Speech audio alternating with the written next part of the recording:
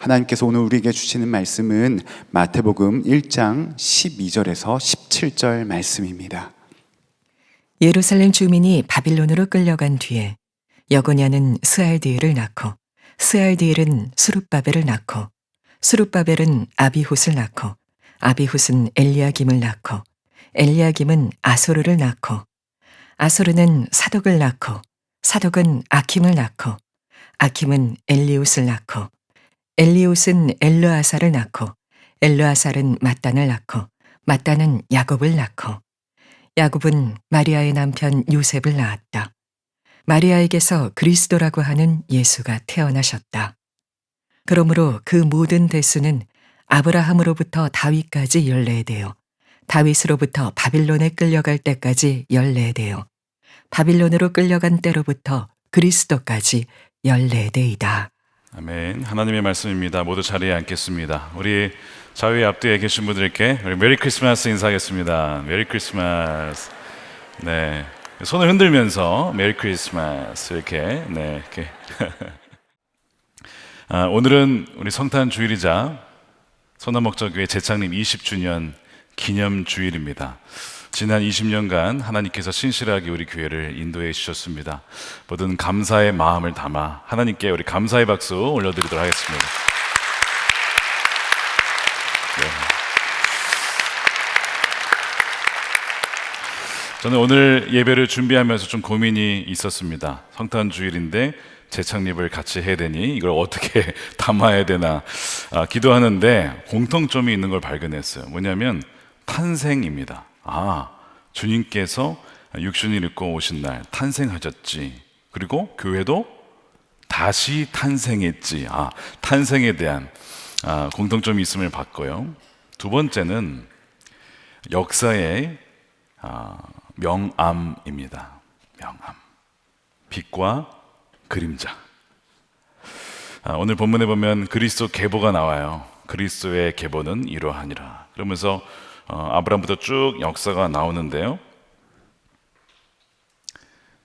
영광의 시대도 있었지만 그렇지 못한 시대도 있었습니다. 우리 교회도 마찬가지였어요. 이것을 묵상하면서 하나님께서 오늘 우리에게 주시는 메시지가 있구나 하는 것을 알게 되어 오늘 그것을 좀 잠시 나누려고 합니다.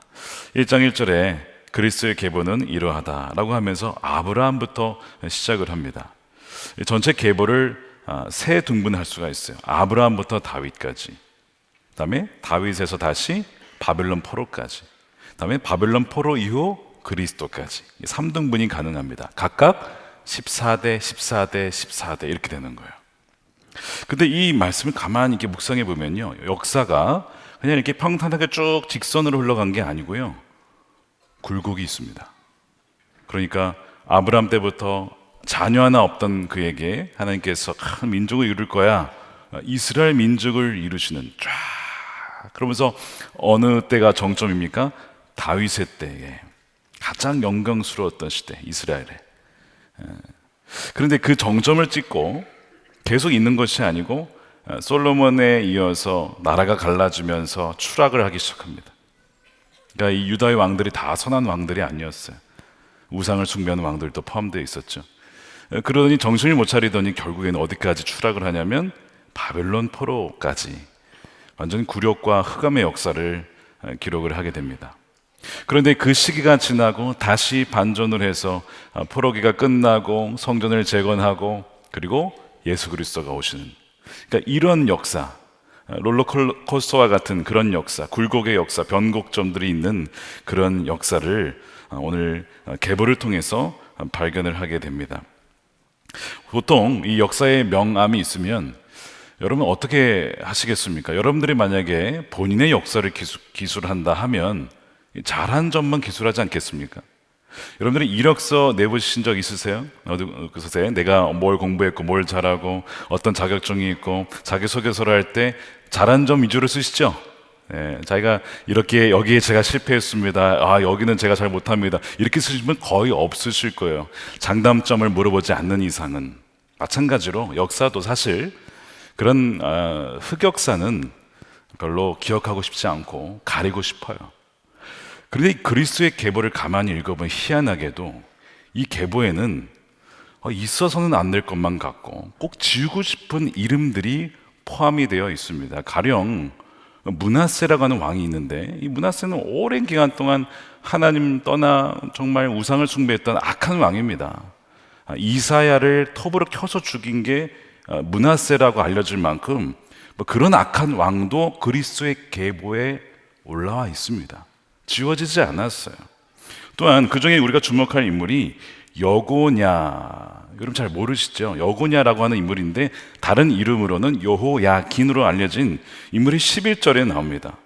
예루살렘 주민이 바벨론으로 끌려갈 무렵에 요시야는 여고냐와 그의 형제들을 낳았다. 여고냐가 나와요. 유다의 제19대 왕입니다. 통치 기간이 무려, 여러분 기억하십시오. 통치 기간이 3개월. 굉장히 짧았죠. 3개월 하고도 10일밖에 안 됐습니다.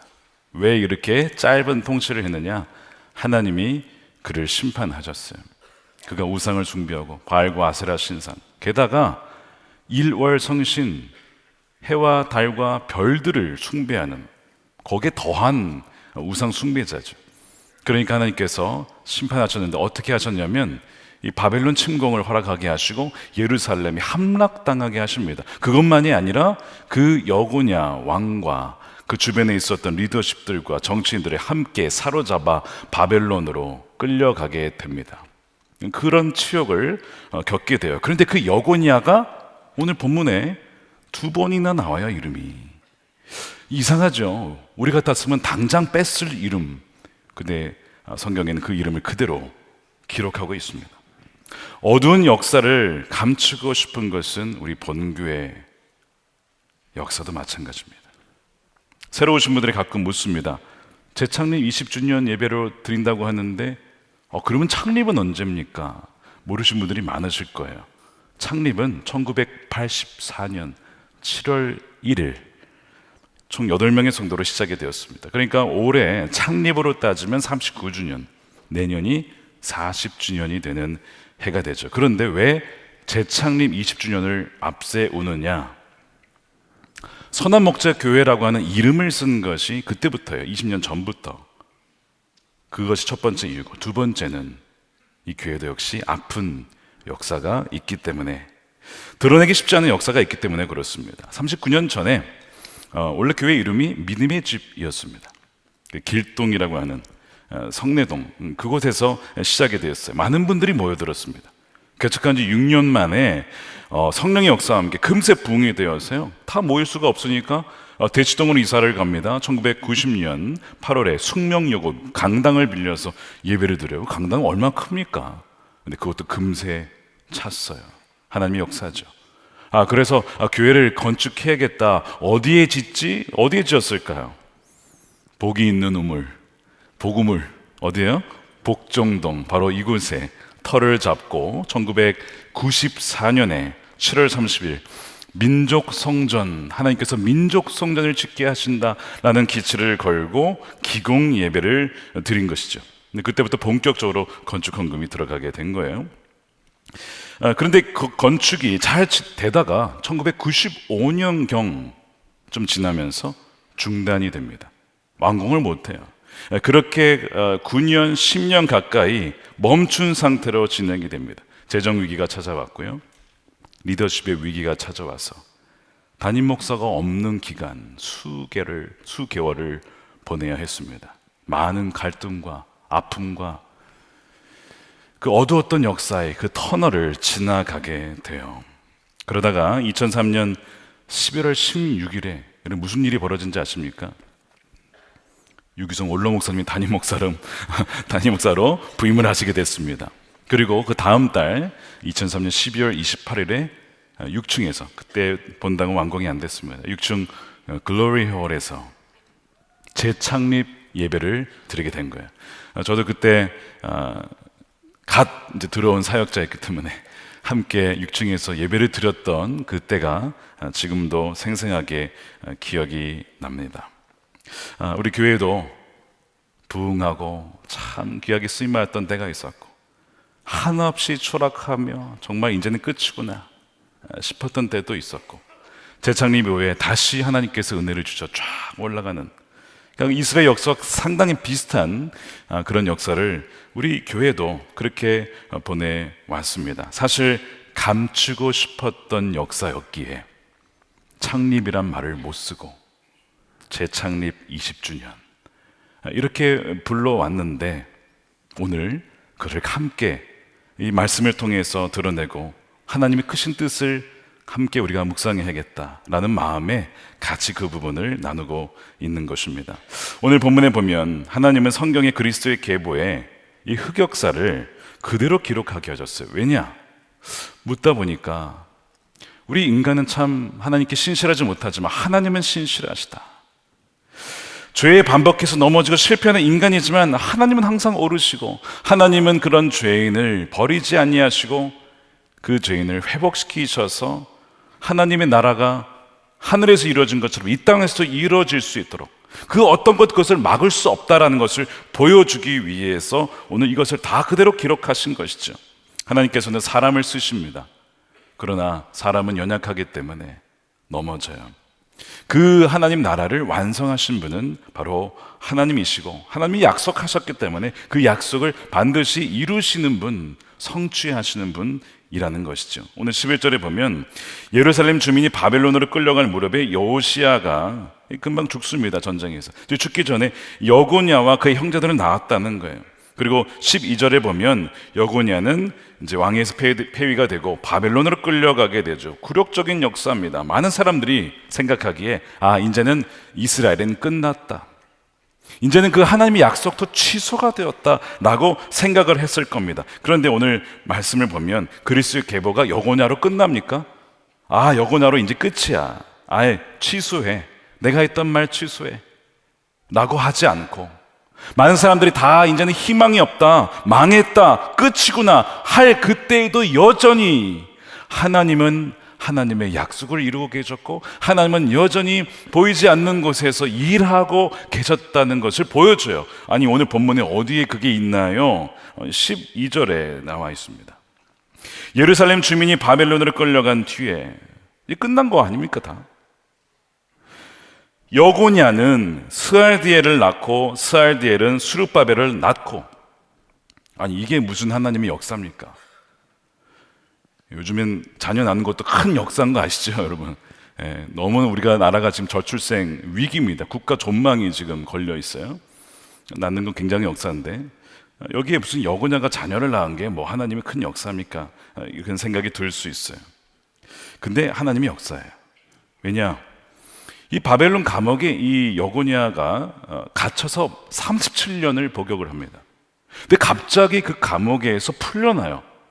누가 풀어주냐면 바벨론의 왕 에윌므로닥이 그를 풀어줍니다. 그게 주전 562년경이에요. 그 이후에 왕은 놀랍게도 이 여고냐를 굉장히 대우해 줍니다. 다른 왕들보다 훨씬 높은 지위에 대우해 주고요. 그 다음에 그와 함께 바벨론 왕이 함께 식사를 합니다. 남은 여세 동안. 또한 그에게 필요한 모든 것들을 바벨론 왕이 공급을 해줘요. 너무나 다른 지금 반전이 일어나죠. 이렇게 너무 다르잖아요. 이렇게 도대체 이게 지금 왜 이러냐, 도대체 무슨 일이 벌어진 거냐. 그냥 역사를 봤을 때는 아무런 그거 없어요. 그럼 도대체 왜 이렇게 됐을까? 설명할 수 있는 것이 단 하나가 있어요. 단 하나. 사무엘하 7장에 보면요, 하나님이 다윗과 약속하신 것이 있어요. 다윗 언약이라고 부릅니다. 거기에 이렇게 약속을 하셨어요. 7장 16절에 내 집과 내 나라가 내 앞에서 영원히 이어갈 것이며 내 왕위가 영원히 튼튼하게 서 있을 것이다. 다윗과 약속하신 거야. 하나님이 너의 후손은 영원히 이어질 거야. 오실 메시아 예수 그리스도 영원한 왕 주님을 약속하시면서 하신 말씀인데 그것만이 아니고 실제로 유다의 왕들이 계속 이어질 것이다라고 하신 말씀이거든요. 비록 하나님은 여고냐가 악한 왕이었기 때문에 그를 징계하셨어요. 그런데 완전히 그를 버리진 않으셨습니다. 그는 여전히 다윗의 후손이었어요. 어둠과 흑 역사 속에서도 하나님 집과 그 나라가 영원히 이어질 것이라는 하나님이 그 다윗과의 약속은 여전히 유효한 상태였던 것이죠. 그래서 여고냐가 37년간 감옥에 갇혀 있었고 그 이후에 석방이 되면서 알게 된 것은 하나님의 은혜가 다 이제 메말라나 보다, 이제는 내가 죄로 말미암아 하나님 나를 버리셨나 보다 싶을 그때에도 하나님의 자비의 강물은 메마르지 않고 오히려 풍성하게 그의 삶 가운데 흘러가고 있었던 것이죠. 그래서 여고냐의 후손이 이어지게 되는 거예요. 여고냐가 자녀를 낳는 것이 그냥 애를 낳았다가 아니고 다윗의 가문이 이어진다는 뜻입니다. 그래서 여고냐가 바벨론에서 자녀를 낳아요. 12절에 여고냐는 스알디엘을 낳고 스알디엘은 수룹바벨을 낳고, 여고냐의 손자가 이 수룹바벨이죠. 이제 수룹바벨이 누구죠? 바벨론 포로기가 끝나고 다시 귀환을 할 때 1차 그 백성들을 다 이끌고 왔던 지도자, 그 사람이 수룹바벨입니다. 여고냐의 손자 수룹바벨은 존경받는 지도자였습니다. 그리고 그가 돌아와서 한 일이 무엇인가? 바로 무엇이냐면 성전을 재건하게 되는 거예요. 유다의 총독이 되어서 성전을 재건을 하게 됩니다. 여고냐의 죄는 굉장히 컸지만 하나님의 자비와 긍휼은 그가 회개하고 그가 주님 앞에 엎드렸을 때 비교 없이 그 모든 죄를 다 덮고도 남을 만한 하나님의 풍성하신 자비가 있었던 것이죠. 여러분 혹시 실패하셨습니까? 이제는 하나님께서 나를 떠나셨나 보다 싶은 생각이 드는 분 계십니까?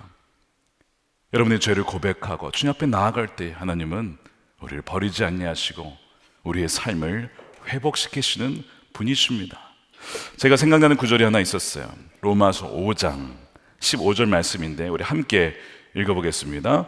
한 사람의 범죄로 많은 사람이 죽었으나 하나님의 은혜와 예수 그리스도의 한 사람의 은혜로 말미암은 선물은 많은 사람에게 더욱더 넘쳐나게 되었습니다. 한 사람은 아담을 말하죠. 아담의 범죄로 모든 인류가 다 범죄하게 되었는데 한 사람 예수 그리스도의 은혜로 말미암아 많은 사람에게 그 은혜, 죄를 덮고도 나올 만한 은혜는 더 풍성하게 넘치게 되었다라는 말씀이 바로 이 여고냐에게도 적용이 되고 또 누구에게? 저와 여러분에게, 또한 이 교회에도 적용이 되는 거예요. 물론 하나님 공의의 하나님이십니다. 그래서 여러분 죄를 그냥 넘어가지는 않으세요. 대가를 치르게 하십니다. 그러니까 여러분 죄 짓는 것을 두려워해야 됩니다. 무서워할 줄 알아야 돼요. 여러분 죄 짓는 것은 결코 그냥 넘어가지 않습니다. 그런데 우리가 그 죄를 회개할 때에 하나님은요 그 은혜로 우리를 덮어주시고 충만한 은혜로 우리가 회복할 수 있도록 인도해 주신다는 거예요. 이 여고냐는 굴욕과 치욕을 경험한 사람이었습니다. 그러나 그의 손자 수룹바벨을 하나님은 일으키셔서 그 과거의 치욕스러웠던 가문의 역사를 다 지우고 남을 만한 하나님의 회복의 역사가 수룹바벨을 통해서 일어나게 되는 거예요. 그가 돌아왔을 때에 빈약한 재정과 형편없는 노동력, 많은 이 방해들이 있었지만 하나님이 수룹바벨에게 함께 하시고 기름을 부어주셔서 뭘 하셨냐면 그 모든 방해를 뚫고도 성전을 재건할 수 있도록 인도해 주신 것이죠. 스가랴 4장 8절에 주님께서 나에게 말씀하셨다. 수룹바벨이 이 성전의 기초를 놓았으니 그가 이 일을 마칠 것이다. 하나님이 수룹바벨을 택하셔서 그를 통해서 완공을 하겠다라고 말씀을 하신 거예요. 실제로 주전 516년에 성전이 재건이 되는 것이죠. 하나님께서 수룹바벨을 통해서 그 일을 이루시고 그것이 끝난 것이 아니라 수룹바벨 이후에도 계속 자녀가 태어나면서 어디까지 이어집니까? 오늘 본문에 그리스도까지 태어나시게 되는 거예요. 자, 그래서 16절에 보면 야곱은 마리아의 남편 요셉을 낳았고 마리아에게서 그리스도라고 하는 예수가 태어나셨다. 요셉도 다윗의 후손, 마리아도 다윗의 후손, 그 둘이 약혼을 했는데 마리아에게서 성령으로 잉태로 하여 예수님이 오시게 된 거예요. 내가 너의 후손을 보낼 거야. 바로 약속된 메시아가 드디어 오신 것이죠. 오랜 약속의 성취가 예수님입니다. 갈라디아서 3장 16절에 하나님께서 아브라함에게 약속하셨던 것, 그것이 여기에 나와 있어요.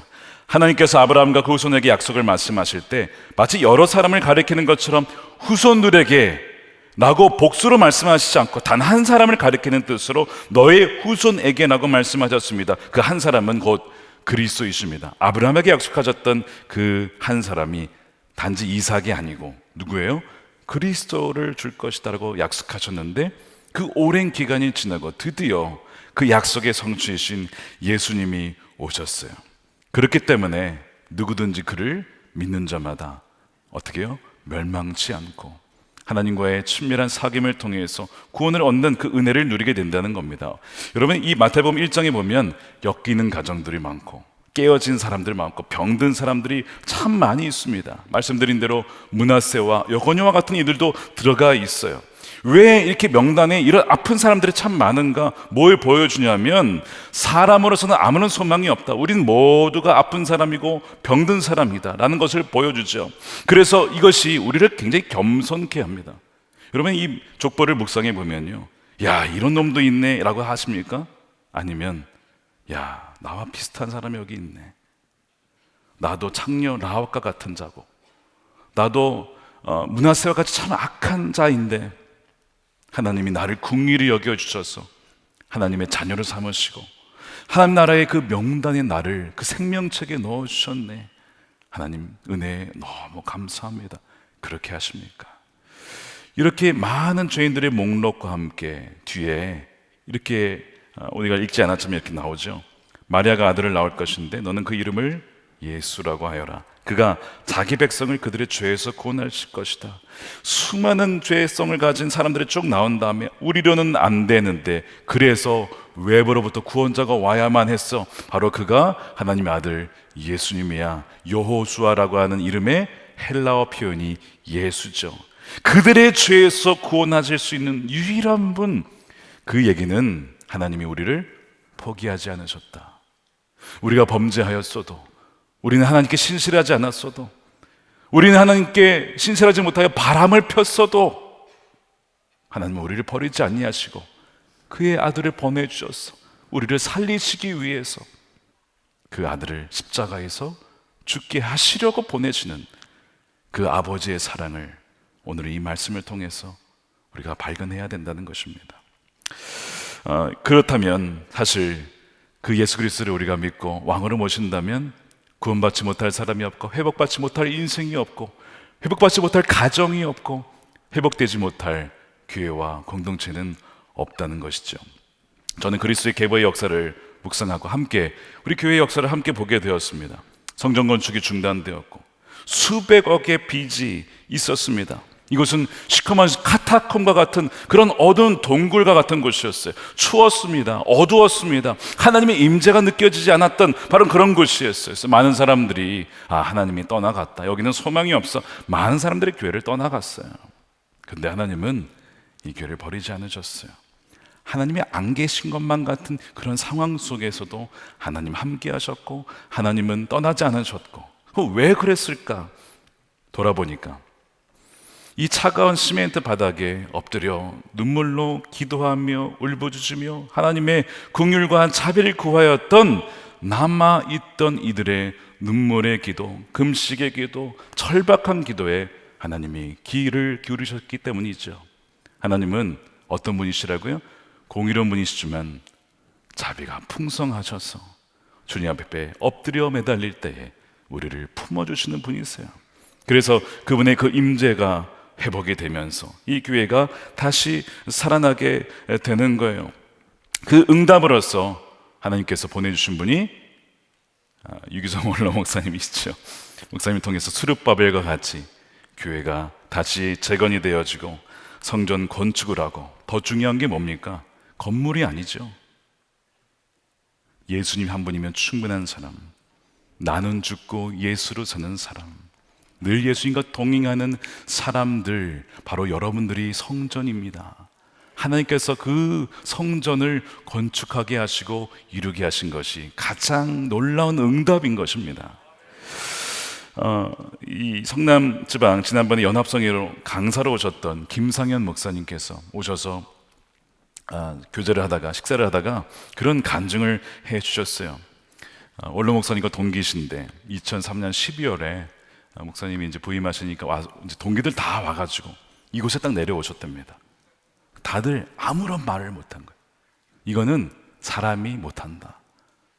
성도들 얼마 남아있지 않은데 이 많은 빚을 이걸 어떻게 짓나 다 말을 못하는 거예요. 그 압도된 거예요. 이 빚과 이 어두움에 압도를 당한 겁니다. 그러나 누군가가 그런 기도를 하셨대요. 사람으로 할 수 없으니 감사합니다. 왜요? 이것이 가능하다면 하나님이 하시는 것이니까. 누가 봐도 이거는 하나님이 하신 것이다 라고 할 것이 분명해지니까 오히려 감사가 나오더랍니다. 그러면서 김성현 목사님 이렇게 기도를 하셨대요. 하나님, 지금은 텅 빈 성전 같지만 하나님께서 하나님 백성들을 불러 모아 주셔서 저 멀리서부터 이 교회 언덕에 마치 보슬의 양떼들이 다 밀려오는 것처럼 그렇게 양떼들을 보내주십시오라고 기도를 하셨대요. 근데 그 말씀이 미가서 2장 12절 말씀입니다. 야곱아, 내가 반드시 너희를 다 모으겠다. 남아있는 이스라엘 백성을 다 모으겠다. 내가 너희를 우리로 돌아오는 양떼처럼 모을 것이다. 양떼 가득 찬 초장과 같이, 보스라 양떼와 같이 너희의 땅이 다시 백성으로 가득 찰 것이다. 이 약속의 말씀 붙잡고 기도한 것입니다. 그것이 20년 전이라고요. 여러분 보십시오. 하나님 어떻게 하셨습니까? 그 말씀이 넘치도록 역사하셨잖아요. 넘치도록. 하나님 어떤 분이시라고요? 자비가 많으시고 긍휼이 풍성하시며 신실하신 하나님, 약속을 반드시 지키시는 우리 아버지 하나님이십니다. 여러분 보세요. 또한 놀라운 응답이 있습니다. 기도응답 이것만이 아니라 우리 교회가 오랜 기간 동안 아까 1994년 7월 30일에 기공 예배를 드렸다고 했는데 30년간 건축 헌금을 했어요. 어떤 분은 자신 집을 드리기도 하고 저당을 잡아놓고 헌금하신 분도 있고 많은 희생이 있었습니다. 한때 200억 가까이 넘게 치렀던 빚이 있었어요. 부도 위기가 있었습니다. 너무나 많은 이자를 감당할 수가 없어서. 그런데 2024년 올해 이번 달 12월 우리가 재창립 20주년을 맞이하는 바로 이 12월에 모든 건축 부채를 다 상환했습니다. 우리 하나님께 감사의 박수 올려드리도록 하겠습니다.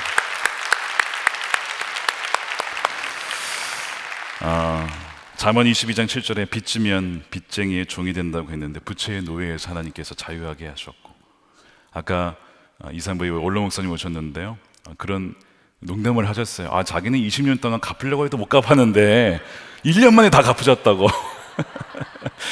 다 우리 목사님과 함께 우리 성도님들이 하나님께 매달리며 기도하며 헌신한 바로 결과죠. 너무나 감사합니다. 또한 감사한 것은 아까 말씀드린 대로 하나님께서 이 교회를 정말 건물보다 우리 성도를 주님께 내어드릴 수 있는, 자랑할 수 있는 그런 교회가 되게 해달라고 기도를 했는데 바로 그런 교회를 하나님이 이루어가고 계세요. 저희 교회 사랑부 한 가정 이야기를 제가 허락을 받고 나누고 마치려고 합니다. 학생 중에 지적장애를 가진 13세 하은이라고 하는 여학생이 있습니다. 작년 말에 우리 교회 사랑부에 등록을 했습니다. 이 사랑부의 한 어머님께서 이 학생의 아버지가 한 장애인 치료센터에서 홀로 딸을 그렇게 케어하는 것을 보면서 안타까운 마음에 우리 교회에 사랑부가 있으니 한번 와보세요라고 초청을 한 겁니다. 그래서 이 한이와 아버지가 오게 되신 것이죠. 근데 왔을 때 이 부모님의 상황 썩 좋지가 않았어요. 부모님은 이 장애와 자녀를 돌보는 어려움, 여러분 이해가 되시고 상상이 되십니까? 그 어려움으로 인한 부부간의 갈등, 많은 여러 가지 상황 때문에 이혼을 한 상태였습니다. 이 아버지는 이 하은이를 버리지 않고 이 아이를 끝까지 케어하기 위해서 열심히 노력했지만 지방 출장이 많다 보니까 이 아이를 제대로 돌보기가 참 쉽지가 않았어요. 그래서 본교회 예수마을 학교라고 토요일에 아이들과 함께하며 밥도 같이 먹고 하는 우리 선생님들과 함께하는 시간들이 있어요. 그리고 교회에 우리 학부모 기도팀이 있고 여러 가지 교회 사역들에 통해서 이 아버지와 이 하은이를 섬기게 된 것이죠. 돌보게 된 거예요. 이 가정을 위해서 참 많은 기도를 했다고 합니다. 1년이 지나면서 이 하은이의 표정과 얼굴이 밝아지기 시작했다고 합니다. 너무나 아이가 변하니까 아버지가 봐도 느낄 정도로, 그래서 참 너무나 감사하다라고 이런 표현도 해 주셨어요. 근데 얼마 전부터 하은이 어머니가 아버지 대신에 사랑부 예배에 나오기 시작하셨고 오기도 하셨고, 지난 9월에 장애인 주일에는 하은이가 참여하는 이 사부 예배에 엄마도 함께 오셨습니다. 그러니까 부모님이 조금씩 관계가 호전되는 것 같다라고 하는 그런 사인들이 있었어요. 근데 갑자기 어느 날 아버님으로부터 한 선생님에게 연락이 왔습니다. 하은이한테 참 기쁜 소식인데요, 온 가족이 다시 같이 한 집에서 살 것 같습니다. 기도해 주신 덕에 하은이 가족이 다시 결합합니다. 이런 소식이 온 거예요. 얼마나 감사한지.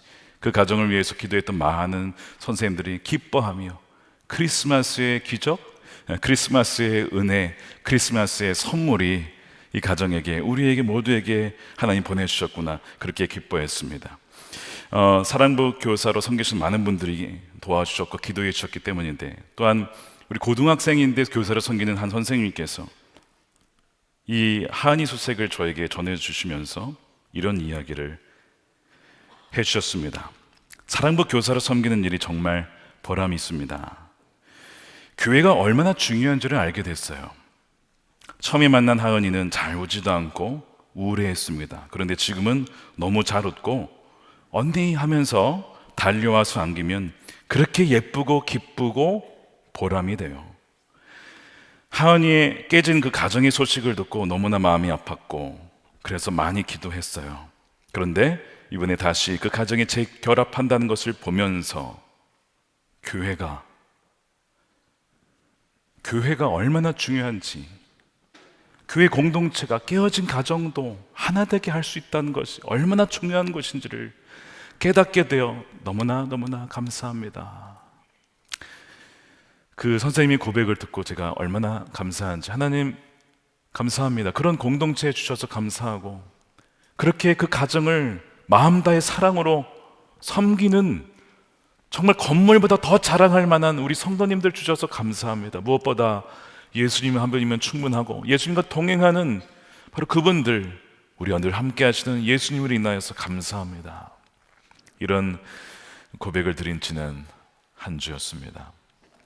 예수님이 주인된 교회, 예수님이 이끄시는 교회, 예수님 동행하는 교회, 앞으로 하나님께서 어떤 일을 또한 하실지가 무척 기대가 됩니다.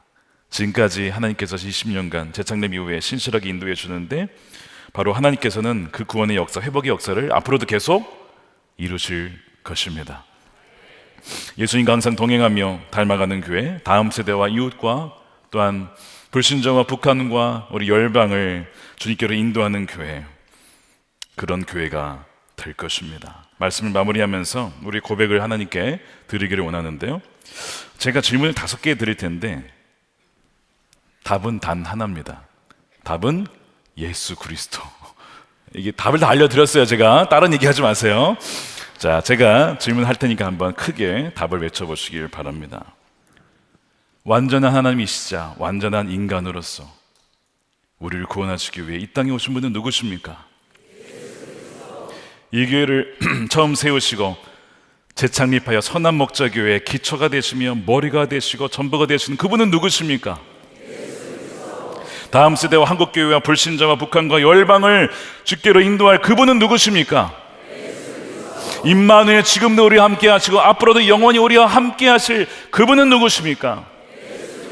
마라나타, 다시 오실 왕, 영광스럽게 우리와 함께 임하실 그분은 누구십니까? 할렐루야. 우리 하나님께, 주님께 모든 감사와 영광을 올려드립니다.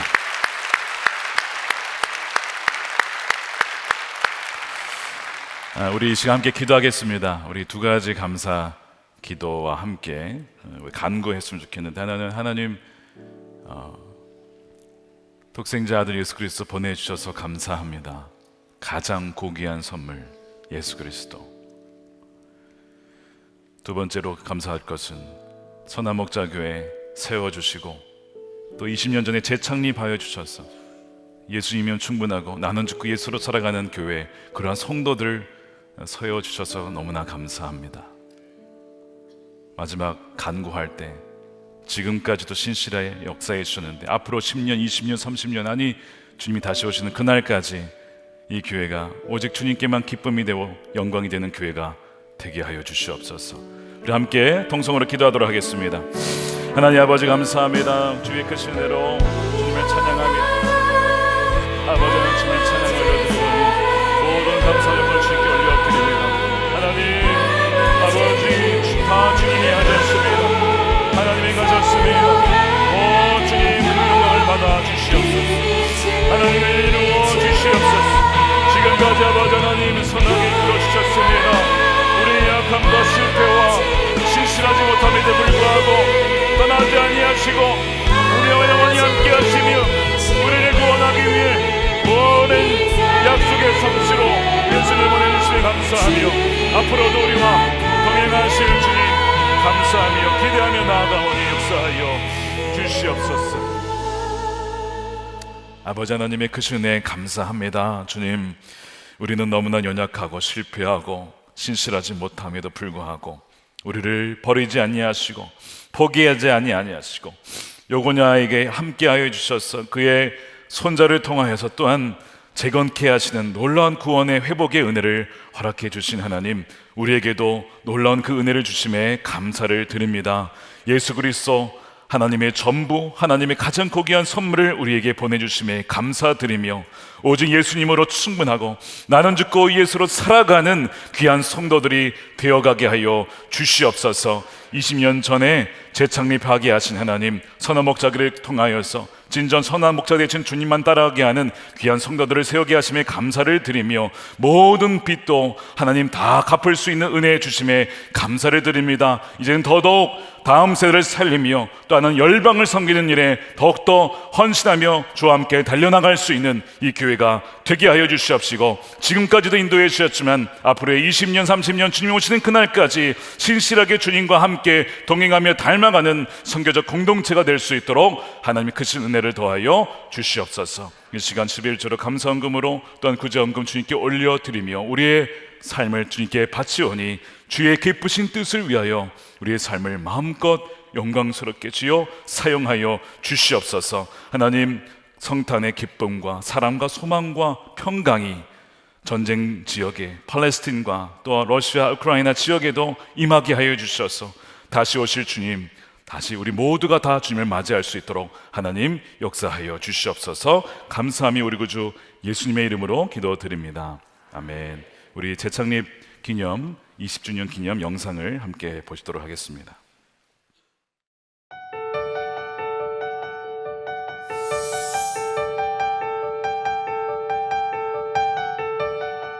(39년) 전 시작된 믿음의 집을 2003년 선한목자 교회로 재창립하고 20년이 지났습니다. 신실하신 하나님께서는 선한목자 교회를 예수 그리스도와의 동행으로 한 걸음 한 걸음 인도해 주셨습니다.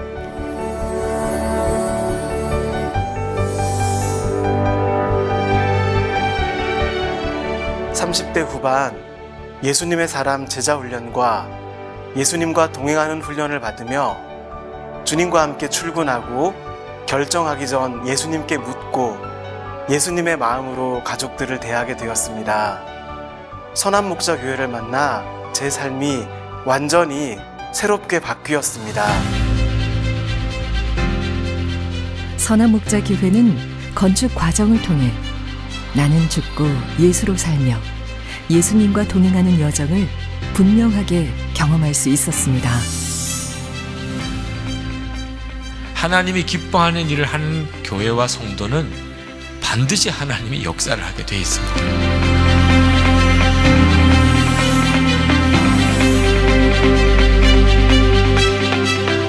2005년 건축비 융자가 해결되어 본당 건축이 겨우 시작됐을 때 일본 형제교회에서 긴급하게 건축비 5억 원 지원 요청이 들어왔습니다. 예수님이 이끄시는 교회, 예수 안에 하나 된 교회로서 과감하게 은행빚을 내어서 보내드렸습니다. 2008년 건축헌금이 급격히 줄어들었지만 교회는 오히려 건축헌금을 기뻐하는 성도들만 모이는 교회사랑 기도의 밤을 시작했습니다. 금융위기 상황에서 건축헌금을 어렵게 들고 있는 성도들을 위해 교회 재정에서 이자를 부담하고 건축헌금으로는 원금을 상환하자는 결정을 어렵게 내렸습니다. 이렇게 결정한 다음에부터 오히려 원금 상환이 더 늘어나는 계기가 되었습니다.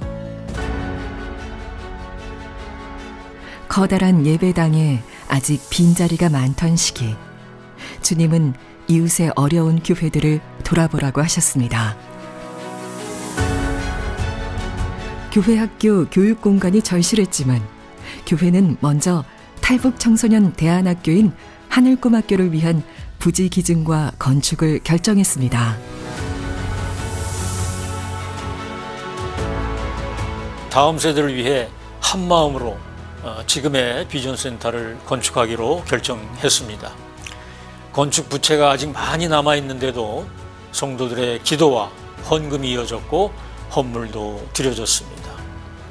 2021년 5월 코로나의 한복판에서 비전센터가 전액 헌금으로 완공된 것입니다.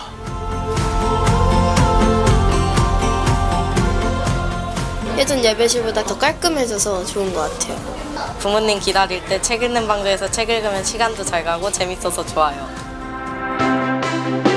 재창립 20주년이 되는 2023년 12월, 선한목자교회는 건축 부채 전액을 상환하게 됐습니다. 믿음으로 비우니까 하나님께서 채워주시는 놀라운 역사를 보게 되었습니다. 이제 선한목자교회는 예수 동행의 역사를 계승하여 예수님을 닮아가는 선교적 공동체로 거듭나고자 합니다. 다음 세대와 이웃, 북한과 열방을 제자 삼으라는 부르심을 향해 달려가겠습니다.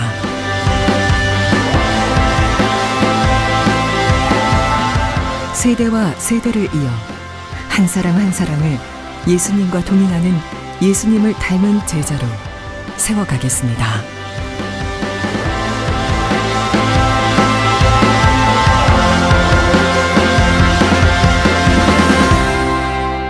주님이 하셨습니다. 우리 감사의 박수 올려드립니다. 할렐루야.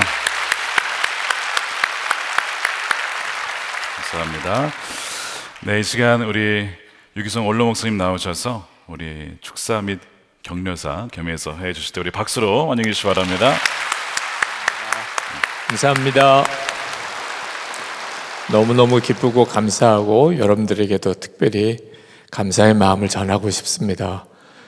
저는 20년 동안 그렇게 부채 다 갚으려고 했는데 안 되다가 김다희 목사님은 1년 만에 그냥 다 갚아버리시네요. 김다희 목사님께 정말 감사드리고 또 목사님의 정말 역할이 너무너무 중요했다고 생각이 듭니다. 사실 꼭 20년 전입니다. 제가 이 교회에 부임했던 그해 12월에 저희 동기 목사님들이 바로 이 자리에서 아주 캄캄한 굴 같은 곳에서 기도할 때 사람으로는 불가능한 일이기에 감사합니다.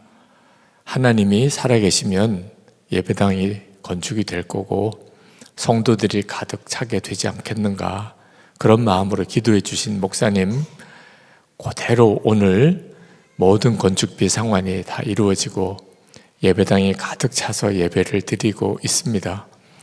하나님이 살아계시구나, 진짜 살아계시구나. 선한목자교회는 부인할 수 없는 증거를 가진 교회가 됐습니다. 그 말은 여러분의 삶 속에 때때로 앞이 캄캄한 정말 절망적인 상황이 온다 할지라도 여러분이 주님이 기뻐하시는 뜻대로만 계속 나아가면 반드시 여러분의 삶에도 하나님의 살아계심이 증거될 수 있다고 하는 놀라운 확신을 주시는 거죠.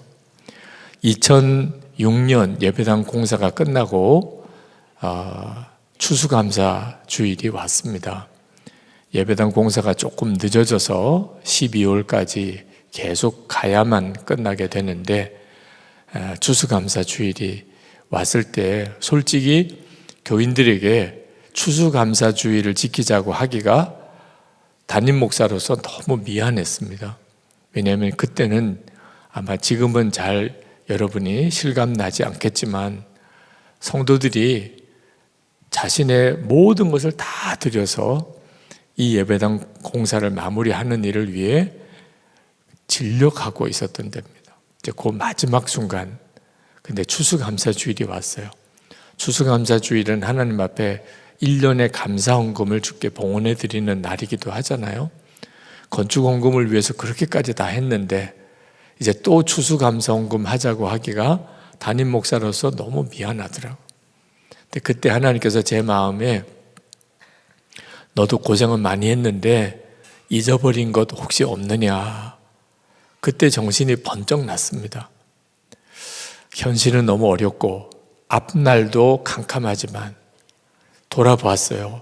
제가 부임했던 2003년, 4년, 5년 하나님의 기적의 연속이었습니다. 그 순간에도 사실 앞이 캄캄하긴 했지만 지금 내가 기적을 살고 있는 거구나. 그러면 감사해야지.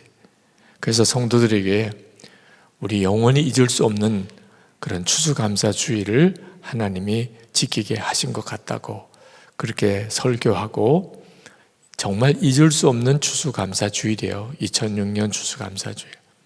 근데 그때 하나님이 제 마음에 이제는 이 예배당을 다 부채도 갚게 해주시고 예배당도 다 차게 해주시고 그런 기도가 아니고 그건 이미 이루어진 일에 대한 감사라고 말씀하셨어요. 그래서 믿음이 확 바뀌어버렸습니다. 그리고 입당 예배 때 봉헌 예배를 드렸습니다. 우리는 하나님께 이 예배당 부채도 갚아주시기를 기도했고, 이 예배당을 이렇게 크게 지었으니 여기에 사람이 차게도 해주시라고 기도했으니, 했으면 믿으라고 그랬잖아요. 기도했으면. 그러면 다 갚은 거나 마찬가지고, 그래서 봉헌 예배를 이 자리에서 드렸습니다. 이제 예배당 이 공사는 이제 부채 상환으로 완전히 마무리가 된 거죠. 그러나 그때 하나님께서 저에게 주셨던 또 한 가지 기도 제목이 있었습니다. 그것은 제가 2003년 11월 선한목자교회 부임 첫 설교를 할 때 세 번째 항목에 그렇게 교우들에게 말씀을 드렸어요. 저는 이 예배당 건물보다도 교인들이 더 자랑스러운 그런 교회를 세우겠습니다. 그랬었거든요. 실제로 어디 가서 선한목자교회 예배당에 대한 이야기는 거의 못 들어요. 근데 교인들이 정말 좋구나 하는 이야기는 정말 많이 듣습니다. 하나님이 정말 그렇게 하신 것 같아요. 이제 예배당 공사가 이렇게 마무리가 실제적으로는 되었는데, 사실 이 예배당 건축과 건축비 상환에 대한 과정은 여러분 한 사람 한 사람을 진짜 하나님의 성전으로 세우시려는 하나님의 도구였습니다. 실제로 20년 동안 그렇게 해왔어요. 이제 김다희 목사님이 담임 목사님을 부임하시고 예수님과 동행하고, 그리고 진짜 예수님을 닮아가는 그런 교회와 성도가 되어서 이제 선교적인 공동체가 되자는 비전을 분명히 제시하셨는데, 이제 여러분들이 꼭 그리 되기를 축복합니다. 이 예배당 건물보다도 여러분 한 사람 한 사람이 더 소중하고 아름답고 귀한 하나님의 성전된 역사가 있게 되기를 축복합니다. 기도하겠습니다. 하나님, 주님께서만 정말 영광 받으시기를 간절히 원합니다.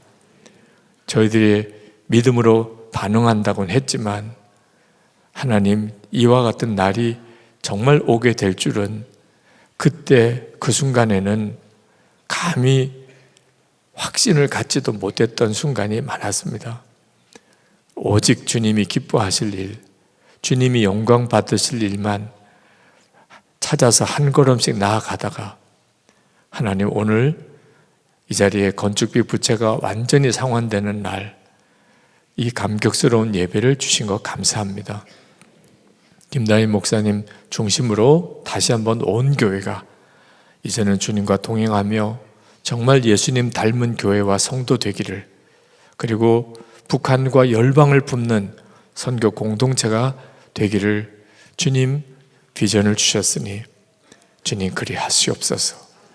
선한목자교회 교인들에게 하나님은 정말 살아계시다 하는 분명한 확신을 주셨으니 그 믿음으로 주님 기뻐하는 길로만 나가게 하옵소서. 주 예수 그리스도 이름으로 간절히 기도합나이다. 아멘.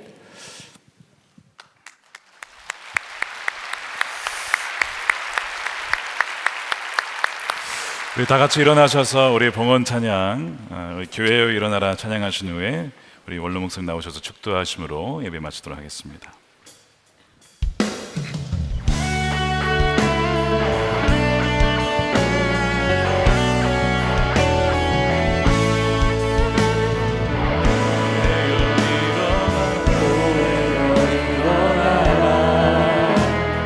주께서 부르시니 두려움과 실패 내려놓고 교회여 일어나라, 교회여 일어나라. 주께서 보내시니 우릴 부르신 삶의 자리에서 교회여 일어나라. 우린 세상의 빛 하나님의 편지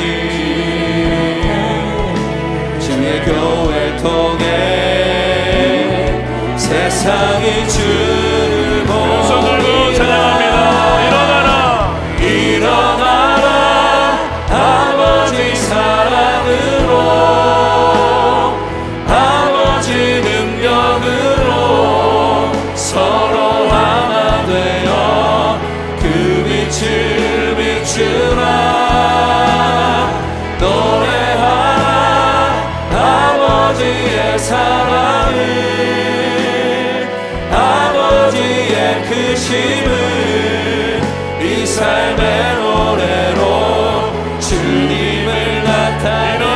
일어나라 일어나라 아버지 사랑으로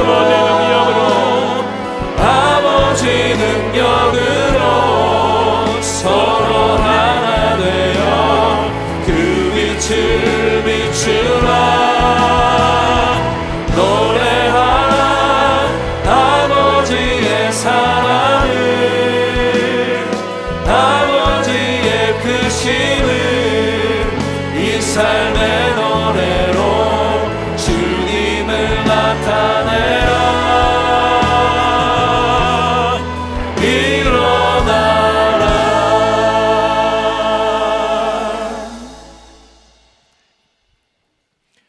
우리의 생명의 주님 예수 그리스도의 크신 은혜와 좋으신 아버지 하나님, 그 말할 수 없이 크고 풍성하신 사랑하심과 지금도 우리와 함께 하시는 보혜사 성령의 하나 되도록 교통하심이 선한 목자교회 위에와 김다희 목사님과 모든 성도들, 예배하는 주의 사랑하는 모든 하나님의 자녀들 위해 충만하시기를 축원하옵나이다. 아멘.